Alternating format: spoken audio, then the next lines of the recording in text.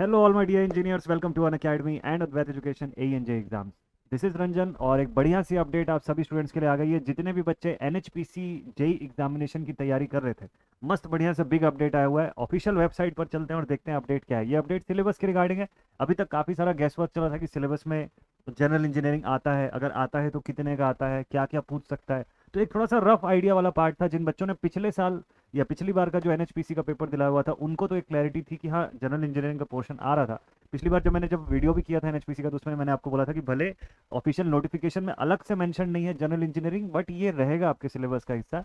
तो अब official syllabus आ गया। अब आप इसमें देख सकते हैं कि ऑफिशियल सिलेबस में क्या बोला है जनरल इंजीनियरिंग के बारे में। चलिए सबसे पहले तो ऑफिशियल वेबसाइट पर चलते हैं इनके। तो www.nhpcindia.com इस वेबसाइट पर आप आ गए। यहाँ से करियर का ऑप्शन जो है इसको सेलेक्ट कर लीजिए, क्योंकि ऑफिशियल वेबसाइट से ही सारी ऑथेंटिक डेटा आपको मिलती है। इधर उधर की किसी थर्ड पार्टी वेबसाइट पर जाने की नीड नहीं है आपको। ऑफिशियल वेबसाइट से जो भी आप देखें, जो भी अपना अपडेट्स लें, वो हमेशा ऐसी ऑफिशियल वेबसाइट से ही करें। तो देखिए, ये एक नोटिफिकेशन आया हुआ था जब मैंने पिछला वीडियो जो किया था, जिसमें आपको इसका डिटेल बताया था मैंने, उसके अंदर भी आप देखे थे कि इस वीडियो में नोटिफिकेशन था।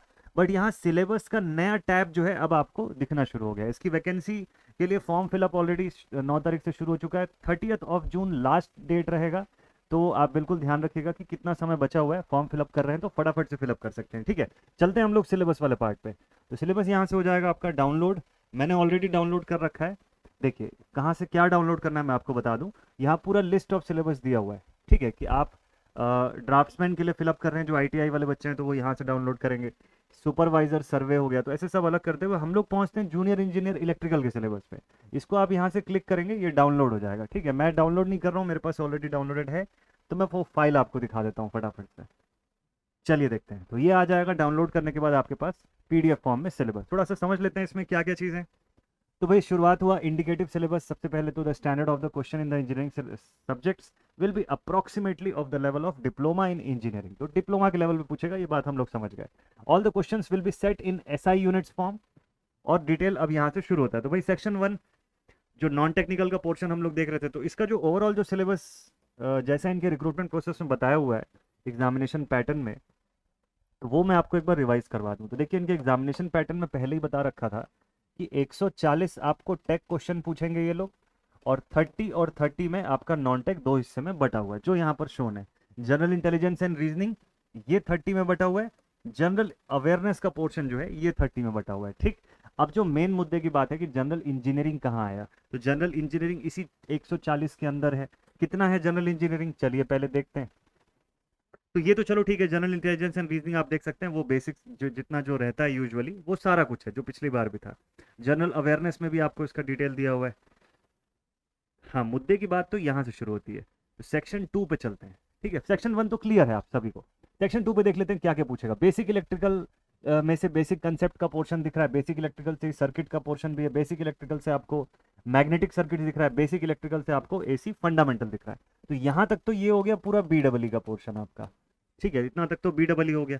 फिर इसके बाद आ जाएगा मेजरमेंट का portion. Measurement and measuring instrument, इससे क्या क्या पूछेगा। तो measurement of power single phase 3 phase का क्या होगा, बोथ एक्टिव रिएक्टिव कैसे मेजर करेंगे। 2 वाट मीटर मेथड 3 फेज, ये BEE में भी आप पढ़ते हो, इसमें भी है। Measurement of frequency, phase angle, ammeter, voltmeter, ये सारा कुछ। ठीक है, रेंज एक्सटेंशन जो है ये भी है, वॉट मीटर्स वगैरह का भी है, और मल्टीमीटर, मेगर, एनर्जी मीटर, ये सारा कुछ। इलेक्ट्रिकल मशीन्स, इसका सिलेबस। स्पेशल पर्पस मशीन्स जो होती है ये हो गया। सिंक्रोनस मशीन हो गया, GTD हो गया, power systems, generation transmission and distribution का पार्ट। चलो ये एक्सपेक्टेड पोर्शन है। ठीक है, एस्टिमेशन कॉस्टिंग पूरा हो गया, UEET हो गया। देन यहाँ से बेसिक इलेक्ट्रॉनिक्स है। अब काम की बात जो है वो इधर है। ये देखिए, जो एडिशनल चीज़ जिस पे आपको ध्यान देना है वो है प्रॉपर्टी ऑफ मैटर। ये नया चीज़ है, इस पे ध्यान दीजिएगा। अलग से स्पेसिफाई किया हुआ है, आप इसे तो जितना दिया हुआ है टू द पॉइंट तो पढ़िए ही, प्लस इसका सपोर्टिंग जो पोर्शन है वो भी पढ़ सकते हैं, क्योंकि ऊपर साफ लिखा है इंडिकेटिव सिलेबस है। ठीक है, तो इलास्टिसिटी से आपसे क्वेश्चन पूछ सकता है, प्रेशर से क्वेश्चन पूछ सकता है। प्रेशर का डेफिनेशन, यूनिट्स, एटमॉस्फेरिक प्रेशर रहेगा बेसिक्स के लेवल पे, बट ये टॉपिक्स आप जरूर से कवर करके जाइएगा। यही सब जो जनरल इंजीनियरिंग वाले पोर्शन होते हैं ना, वो की डिफरेंशिएटर्स होते हैं, वो डिफरेंशिएट कर देते हैं कि आप टॉप रैंक में आ रहे हो या नहीं आ रहे हो। क्योंकि ऊपर का जो मैंने पोर्शन बताया वो लगभग हर बच्चा पढ़ के जाएगा, इसको बहुत सारे लोग छोड़ करके जाएंगे। बहुत सारे लोगों को एग्जैक्ट कंटेंट नहीं मिलेगा, और बहुत सारे लोग उसको ड्रॉप कर देंगे कि चलो ठीक है लास्ट मोमेंट में देखेंगे। तो ये नहीं करना है आपको, एकदम प्रॉपर इसको कवर करना है। Viscosity and coefficient of viscosity का पोर्शन यहाँ से पूछा हुआ है, पूरा आपको टू द पॉइंट टॉपिक दे रखा है इस बार। अब इसके बाद आगे आप देखिए हाइड्रोडायनेमिक्स। हाइड्रोडायनेमिक्स से भी यहाँ पे क्वेश्चन आया हुआ है, fluid motion, streamline, turbulent flow, Reynolds number हो गया, equation of continuity, Bernoulli's theorem and इसका एप्लीकेशन, ये सारा कुछ। और इंजीनियरिंग ड्राइंग का एक पोर्शन यहाँ पे और ऐड किया हुआ है। ठीक है, इंजीनियरिंग ड्राइंग में जो आप पढ़ते हो, जैसे प्रोजेक्शंस पढ़ते हो या आइसोमेट्रिक हो गया, उसका व्यू पढ़ते हो अलग से, top view, side view, orthogonal view, ऐसा डिफरेंट टाइप के जो व्यूज हो गए, वो सारा कुछ, ये सब पूरा पोर्शन इसके अंदर, slanting surfaces, slots, ribs, cylindrical surface, ये सब कुछ इसके अंदर कवर होता है। तो इसका जितना थ्योरेटिकल पोर्शन है ये आपको साथ में कवर करना है, इंपॉर्टेंट है। तो सिविल का कुछ बेसिक पोर्शन, कुछ मैकेनिकल का बेसिक पोर्शन, जिसके अंदर की आपको डेफिनेट पूरा सिलेबस बता के रखा है, ये आप कवर करेंगे, ये आपका एडिशनल चीज है, ये जनरल इंजीनियरिंग का पोर्शन है। तो मार्क्स का अलग से ऐसा कहीं कुछ नहीं बताया हुआ है, आपको एक अप्रोक्सीमेशन के हिसाब से मैं बता दूं मार्क्स डिस्ट्रीब्यूशन कैसा रहेगा। ये आपका 140 मार्क्स जो टेक्निकल का है, इसमें से आप अप्रोक्सीमेटली 30 मार्क्स मान करके चलिए जनरल इंजीनियरिंग का है। तो कोई कम मार्क्स नहीं है, अप्रोक्सीमेटली 30 मार्क्स, मतलब ये भी अच्छा खासा नंबर है।